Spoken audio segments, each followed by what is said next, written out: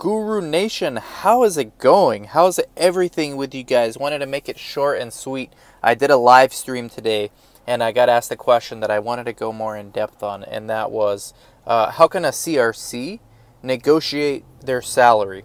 And this is let me tell you, this is very, very, very interesting, because when you are just starting out as a CRC, you have zero leverage. This much, zero leverage.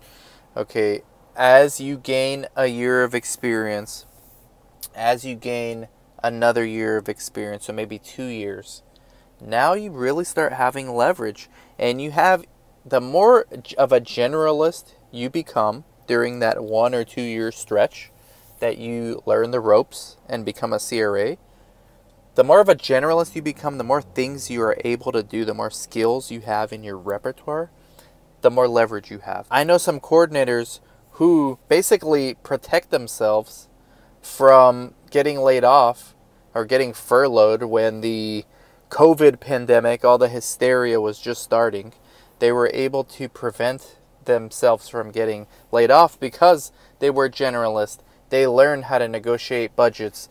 They learned how to recruit patients. They learned how to get studies, do some biz dev. They learned how to talk to community clinicians. They learned social media marketing.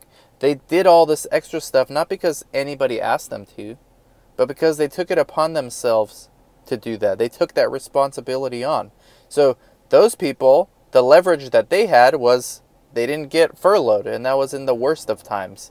Now we are in the best of times. So you're going to have a leverage in terms of asking for a salary increase based on the more things that you're able to do, the more value you provide for the site.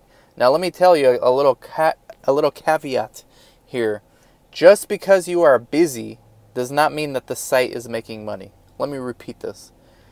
Busy work does not necessarily translate to revenue for sites. What is busy work? Maintaining a study, maintaining a regulatory binder, filing papers, which is kind of the same thing as that, pre-screening patients.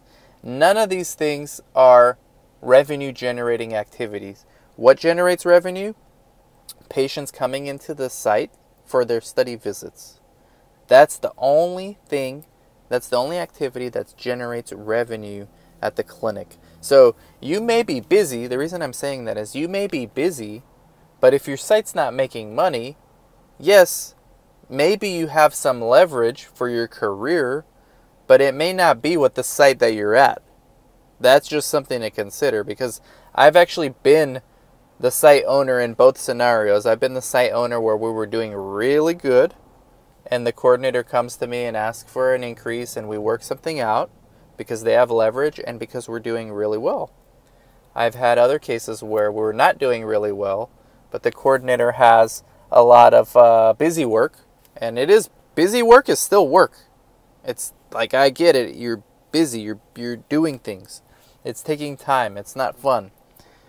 But the site doesn't make money, so you come to me and ask for an increase in salary, there's nothing to give you.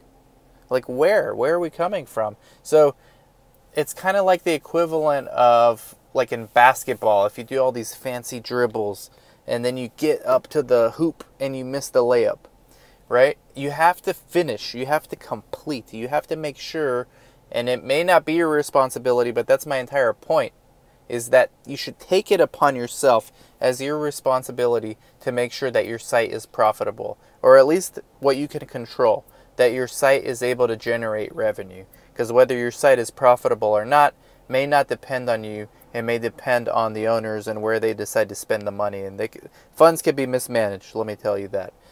But if you're a coordinator, that may or may not be in your control. What is in your control? Top line revenue. Can I get patients in? Can I get studies in? Can I get clinicians in the community to refer patients? Can I get good at social media marketing so we can get more patients coming through? Can I get on clinicaltrials.gov and try to find new studies? Can I learn how to negotiate contracts a little bit better? That's the kind of things that you do to generate revenue. Everything else is just busy work. I'm not saying it's not important, not saying it's a good skill to have. And like I said, you may have leverage, but if your site's not making money, you're not going to have any leverage with that site. And I know many sites that are just treading water because they have a bunch of staff on their payroll. This was me at one point. Bunch of staff on the payroll, but no patients really coming in. And everybody's busy because to maintain a study is still a lot of work, even if no patients come in, or even if all the patients completed and there's no new patients in, right? It's a lot of work, but those coordinators really have no leverage with that employer. They may have leverage somewhere else. Other sites may want them. So those are some things to keep in mind, but it's always best if you take it upon yourself to ensure the success of your site, and then you make sure that your employer understands that you had a lot to do with it, if that's truly the case. And something tells me that they would already know that, if that truly is the case. But if not, you definitely can take it upon yourself to let them know. So this is a complicated answer, but the action is relatively simple. You'll have leverage if the site's doing well and you're contributing greatly to that. You have no leverage if the site's not doing well. You have no leverage if the site is doing well but you're not contributing to it. And that's it. So let me know what you think, guys. Good luck. Happy negotiating. A lot of busyness out there, but make sure that it's productive busy and revenue generating busy. Catch y'all later.